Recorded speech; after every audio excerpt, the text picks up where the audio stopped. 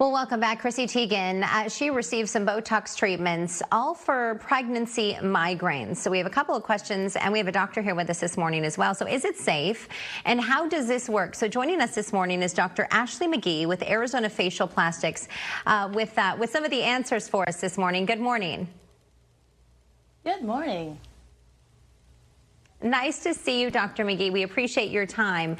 This has been trending all over social media because I think initially when you're pregnant, you think, well, maybe I should take a break from all of this and just, focus on the baby and maybe wait till after pregnancy. Does it have any effects on baby if you were to receive Botox at the same time? Botox has not been researched on pregnant women, so here in the office we do not treat pregnant women. We always advise to have our patients get the approval from their physician to do any of those type of treatments. Okay, so let's talk about migraines and its effect on headaches. I have to admit that I get migraines once in a while, and there was a series of maybe a couple of years where I was having them very consistently, and my sister's a nurse, and she told me about this, and it has been FDA approved, right? It is definitely FDA approved. And for chronic migraines, for a lot of patients, a lot of people do suffer, so this treatment is very effective and safe for those who suffer from chronic migraines.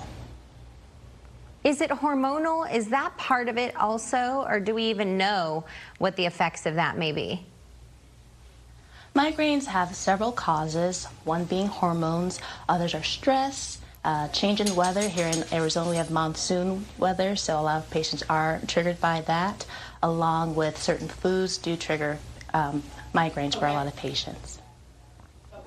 So let's talk specifically about the case where if you were to receive the Botox for migraines while pregnant. What are your thoughts on that as a doctor here in Arizona? I seek patients to get approval from their OBGYN, make sure that there's other things they can do prior to doing a Botox injection. Okay, and then if someone were to come in, what is the process like? We do a full intake here in the office, make sure that they look at the frequency, the severity of their migraines, how long it's been going on for the patient, as well as other treatments they've tried in the past. Help address any lifestyle changes they can do, along with other therapies like acupuncture, trigger point injections, along with Botox, which has been approved for our migraine treatments. So I read online that there was something like 21 different areas where you would poke and inject the Botox in the neck and in the face. Is that correct? Very correct. A specific protocol that Allergan, who makes Botox, has come up with their research, and it does range from several points on the forehead, along with the temples, back of the head, into the neck, and down to the shoulders. We're effectively treating those muscles involved that can trigger that tension, pulling, throbbing sensation that a lot of patients have when it comes to their migraines. And then how often would someone come in? Is it every 3 months or every month? That ranges from 3 to 6 months for the patient, as long as they're doing the recommended lifestyle changes and therapies outside of the Botox to make sure that severity of the migraines decrease, as well as the frequency of the migraines decrease. So, Dr. Magee, how many patients do you get in your office who suffer from migraines, who are seeking help from Botox?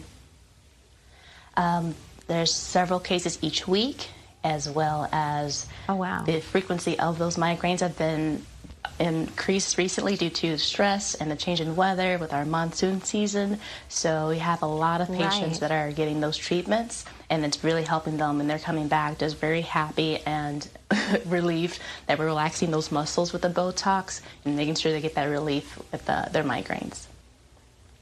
I believe it. I mean, it can be so debilitating where you're stuck in a dark room, or if you kind of get, lose your peripheral vision or something like that.